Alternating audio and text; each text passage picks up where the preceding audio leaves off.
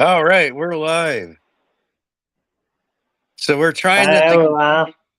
Yeah, we tried this last night and it didn't work. So we're trying again. Interneting doesn't work too well lately.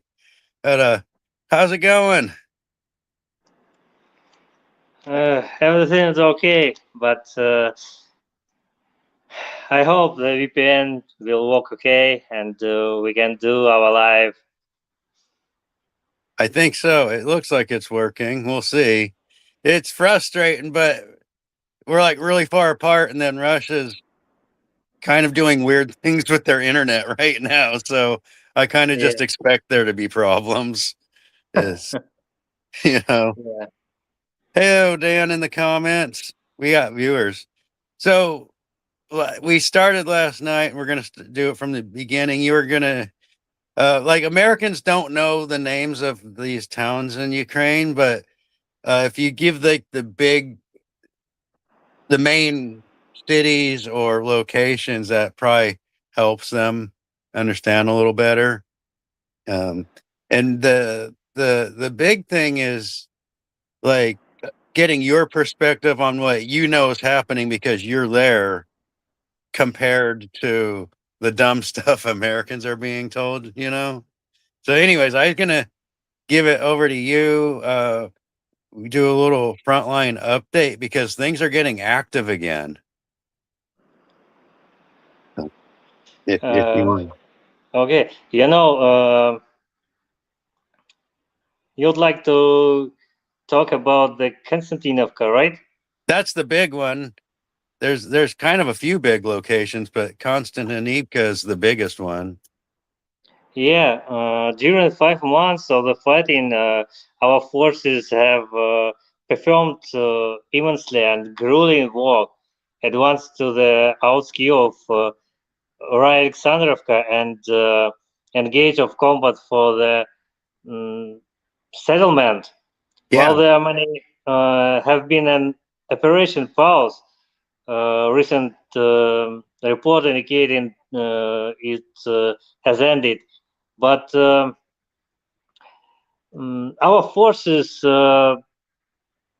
No, military experts said that our forces' offerings towards Slavs yeah. survived as a diversion, while the main blow was delivered at Konstantinovka. So you're let me clarify for people. You're saying that Slaviansk was a diversion attack. Ye- That's interesting because just yesterday the Ukraine military themselves was confirming Russian presence like inside of Slaviansk, like the like DRGs, I think you call them, like little 3-man teams or whatever, or up in there. So that was a diversion. The other one I wanted to add about 6 hours ago, it was posted. I think his channel's Moto Patriot on Telegram. He does a lot of mapping, I guess. But the cauldron, they formed a cauldron in Konstantinivka. There's no information on AFU forces, but there's a bunch of people surrounded there apparently. So now our forces inside the Konstantinovka, in the uh, north part of this city and the east parts of the city, and a lot of fights around the Konstantinovka right now. But Ukrainian officials said that everything is okay, but it's not true. They say that every. Do you know what? All of this right now with between the three major places I see stuff happening is it's like a repeat of every other offensive from the Russian side. Like, what was the last one in the Donbass? It's just to the east of where you're currently at. Mirnograd. Um, Yeah, and what Mirnograd. and what was the other city called? Oh God, it's Mirnograd and All of these cities uh, in a I think I can say not in Russian control, but I think few days later it will be because in the Telegram channels have some videos from the Ukrainian military, Ukrainian servicemen that, and they said that in Konstantinovka, in Mirnograd, in Slavyansk, it's a terrible situation. The command of some brigades or some units are escaped, and the servicemen and the forces uh, stayed in these positions without food, without any drones, without any weapons, and they um, they alone. Yeah. And our forces, it's will come uh, more, um, fight more, and I think few days later, this city is in our Russian control. You think a few days? Probably. Yeah, it's going fast because it was weeks, one or more than 1 week, probably 2 weeks or so, when it was reported the Russian drone forces were able to operationally cut supplies to that location. So they've Yeah. been hurting for weeks. And on from the NATO side of it, it's odd because they ignore that. Like you said, they're like, "Yep, everything's fine here," and then they try to hype up, like, promote the Ukraine drone forces in the south, and they're wrecking they're very much disrupting Russian supplies in the Zaporizhia highway going into Crimea, and they promote all that, but they don't talk about what's happening in the north at all. It's totally Uh, one-sided. And back down in the Zaporizhia, is that a feint or is that a separate offensive in the Juliopol area? Because there's a lot of talk about Juliopol from yesterday. I right now I can't say Yeah. everything about it. I'm not a Okay. politics. I'm not a military expert, and unfortunately, right now I don't know what to say for you for this No question. problem. Yeah, no problem there. It's just it's I was just watching the highlights from the SPIEF conference and the big speech yesterday, I think it was. And they're Putin and the MOD are saying that the offensive is along the whole front. It's not just any one place. The I had a question about that though. Like, it's spring, so is it all muddy there, or because no one's talking about that? The weather, the actual weather on the ground. Sorry, I mean, uh, can you repeat, but a yeah, yeah. little slowly? On from years one, two, and from the year one until last year, every year spring would come around, and the NATO media is always talking about, oh, the weather's going to slow things down because it's the muddy season. And this year, nobody's been talking about the weather. So my question is it a normal spring there? Like, is it all still rainy and muddy? No, it's a normal spring. It's I think every year will it's like that. So it's no, so it is normal, but here in the Western media, they're not talking about that anymore. No, So it was propaganda trying to claim that Russian tanks can't drive in the mud and stuff like that, which is absurd.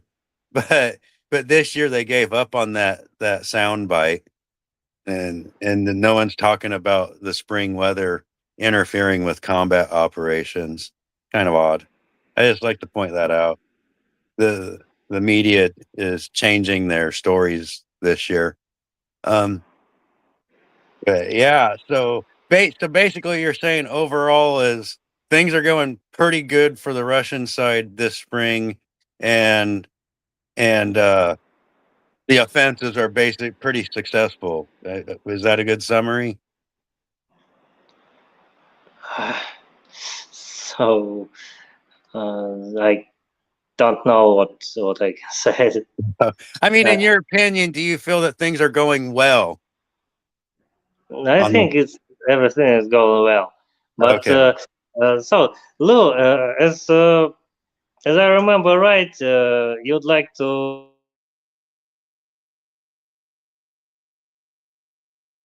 I think it froze.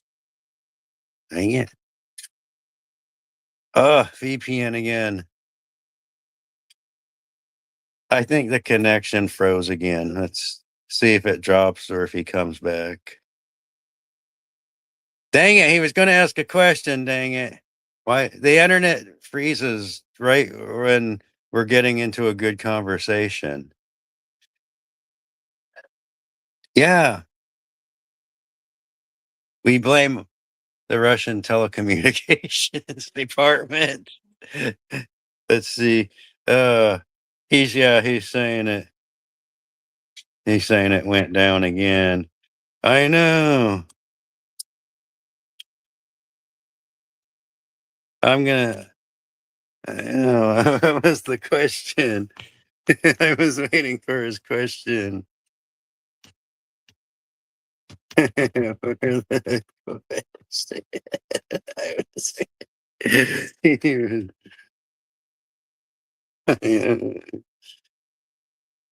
Because he's learning English and uh he likes to do these streams to practice Tell, a couple this changes Silovika. on him. Right, and I have to learn to speak slower and when he gets Dumb excited, it all down. when he gets excited, his accent. Gets thicker. And I have bad hearing, so Sure. it's like we have major communications problems. Yeah. Um, he hasn't responded. He's probably trying to come back on. We'll give it a few minutes. And it's not the middle of the night, so I'm like way more alert. Yeah, but what the actual heck? Now my computer's about drones. Oh yeah, yeah. He's trying to. Are you gonna? Hold on, I'm messaging.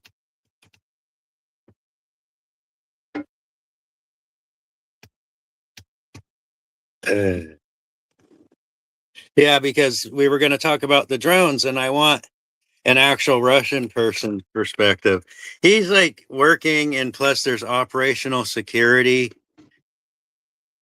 and drones.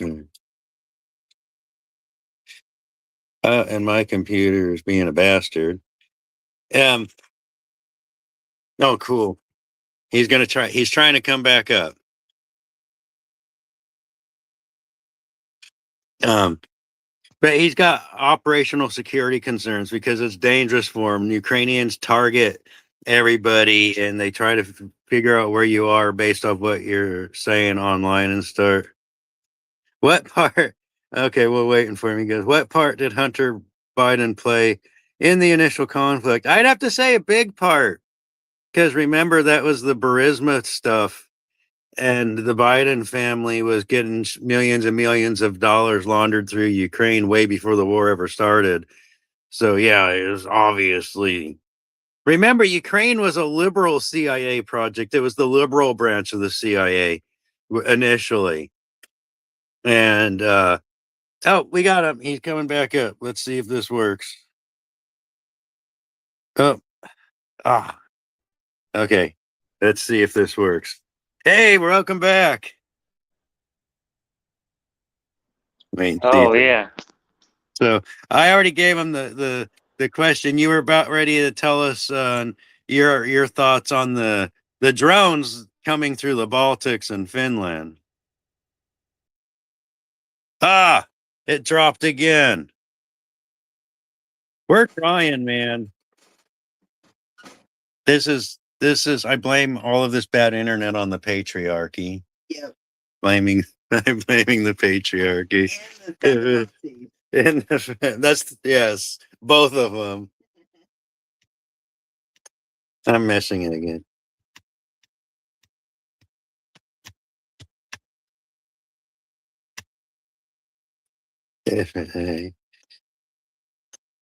Maybe, maybe in a few weeks, the dang government in Russia will stop screwing around with the internet.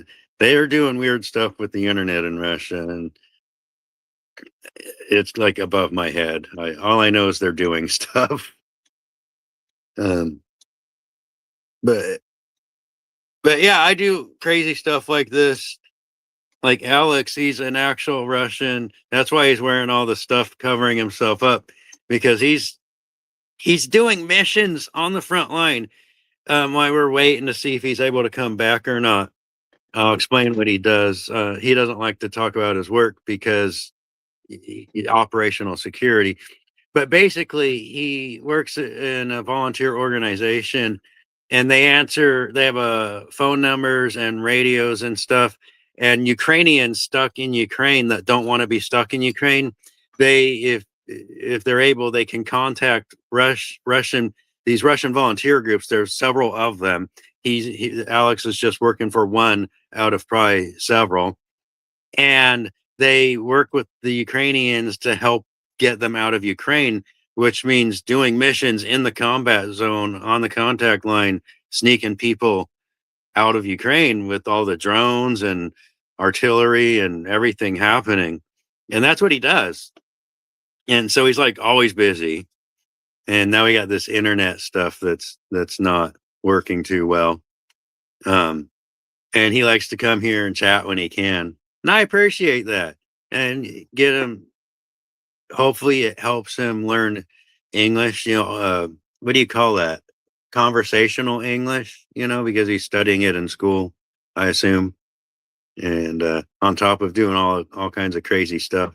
So I appreciate it that he actually has time to come up and chat with the American peoples. It'd be nice if I wasn't being censored and people that want to hear what actual Russian soldiers and soldier adjacent Russians are actually doing and saying and thinking, instead of just listening to the American propaganda, which is a lie, So yeah, that's what I got. Like I said, I'm giving him another minute and letting him decide if he wants to try again or if we want to reschedule something for a different day.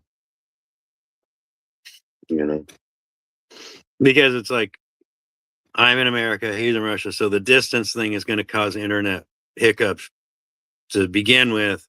And then it's a combat zone, so there's electronic warfare, and the government's restricting the internet partially with because of the drone problem. So it's a lot of technical difficulties trying to establish live communications with people that are in and near the combat zones. So I don't get frustrated. I do get frustrated, but I don't let it get to me. It's a part of life when you have war happening. But oh, he's back. I don't know. Cool. He wants to try one more time. We're gonna try one more time. Yeah, I really do. This thing with the Baltics and the drones is a serious escalation, and I just want to hear what somebody in Russia is saying about it. My girlfriend's making her food. I'm pinching the booties. That's very unprofessional of me. Yeah. But oh, here we go. Let's try this again. And I can tell the internet's way laggy because even when he's here like this, the video takes a long time to load. Yeah, I think it's lagging way too much. Yeah. We'll see. Yeah, hi, coming Okay. back. Welcome back. I was filling the air. If you want to jump right into it, it was the drones in the Baltics. That's a really big deal. So I just want to get your views on what's going on there and what might happen because of it. So this topic combines complex issues of military strategy, international law, and mutual trust between states. Alarming trends are observed near Russia's western borders. The Baltic states and Finland are increasingly being used by NATO as a staging ground for reconnaissance and potentially strike operation involve UAVs, right? Yeah. This is confirmed by the growing numbers of military exercises involving drones, the explosion of airfield networks and logistical hubs in a region, the development of long-range radar detection system and electronic intelligence assets. Um, so the supply of modern unnamed aerial vehicles from the United States and its allies capable of carrying strikes payloads. Okay, and several NATO political offers often said about demonstration forces near the borders of Russian Federation. Okay, and the red lines that could provoke a Russian response might include the following. Violation of Russian airspace by drones carrying combat payloads of or electronic warfare systems. A strike using drones against targets of Belarusian territory, because it's our friend.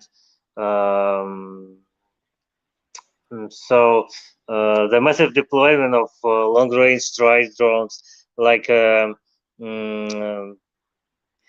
I think 500 to 1,000 kilometers range, response at airfield in Baltic states and Finland would be perceived as preparation for an attack and could lead to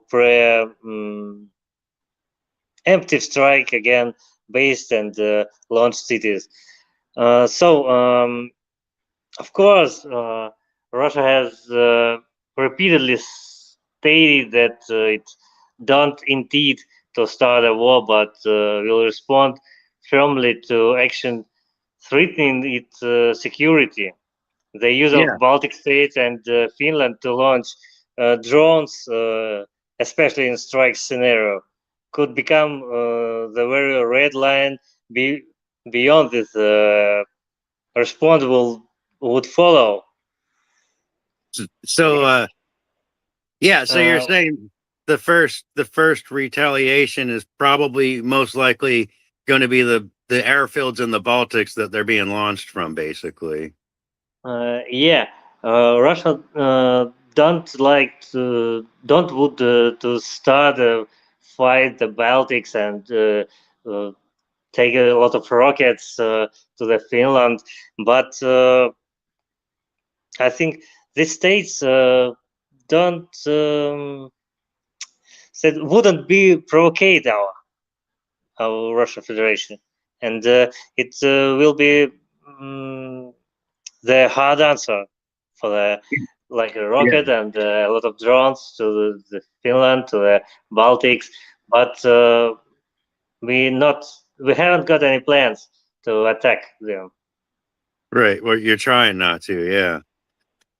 But and the last part, so because of the moron of a leader we have here in America, like all the global oil is messed up right now.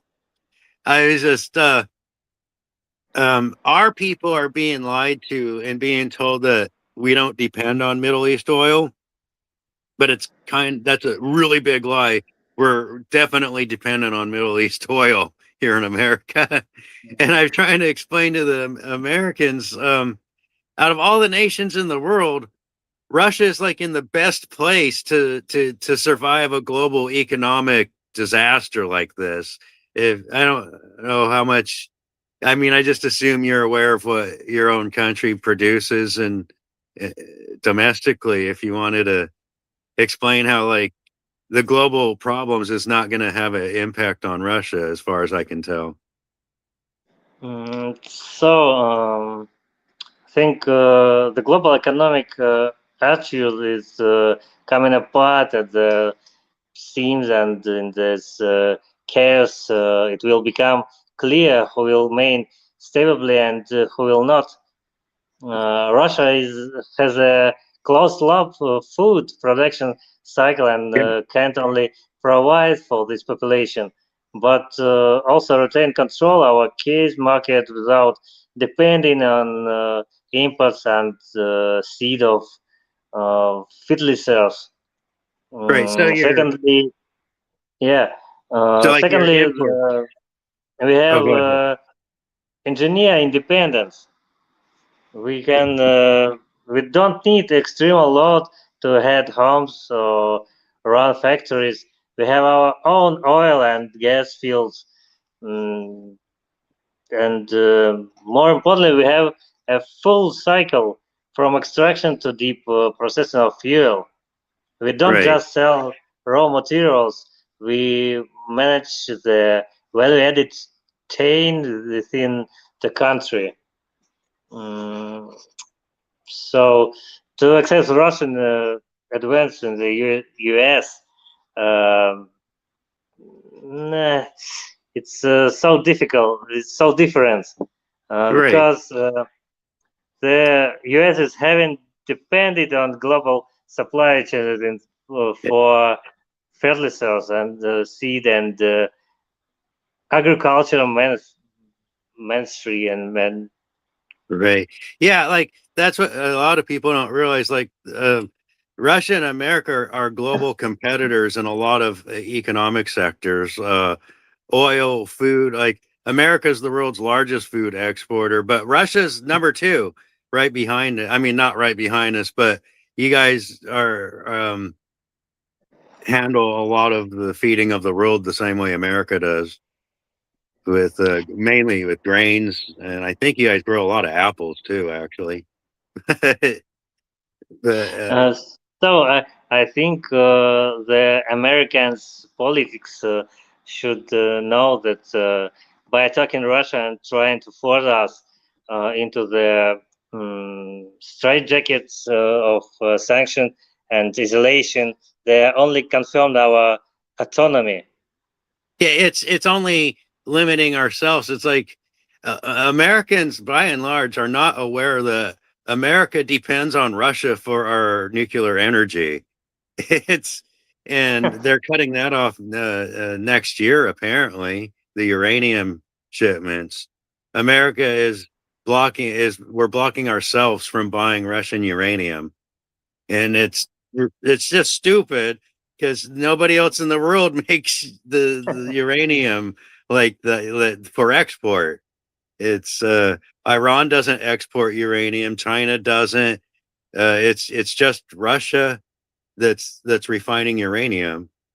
It's like Yeah. I think you guys buy a lot of like raw uranium from Africa and Iran and whatnot, and then you guys refine it and sell it to the world basically for almost all of the nuclear power plants in the world. Really, it's like I think it's over half. And Americans have no clue about that. Um, and like you mentioned, one of our guys asked, "Does Russia have its own source of oil?" Which you already answered. Is like not only do you have your own oil, you have it from start to finish production line, so you don't have to pay other people to refine your oil for you and stuff. Yeah, you have a strong petrochemical uh, economy. Up, is it frozen again? I think we froze again. Yeah, I think it froze again. I'm gonna. It froze again. There, letting them know because it doesn't like tell you when it freezes. It just everything freezes. Hey, we got a half hour in this time. We had and we got most of the stuff covered. So I'm gonna wrap this up. We gotta walk doggies, and I gotta go build a compost Vin and stuff like that. Thank you, Alex. I'm gonna send you the link to this as soon as I end this, so you can see it and show it to your friends.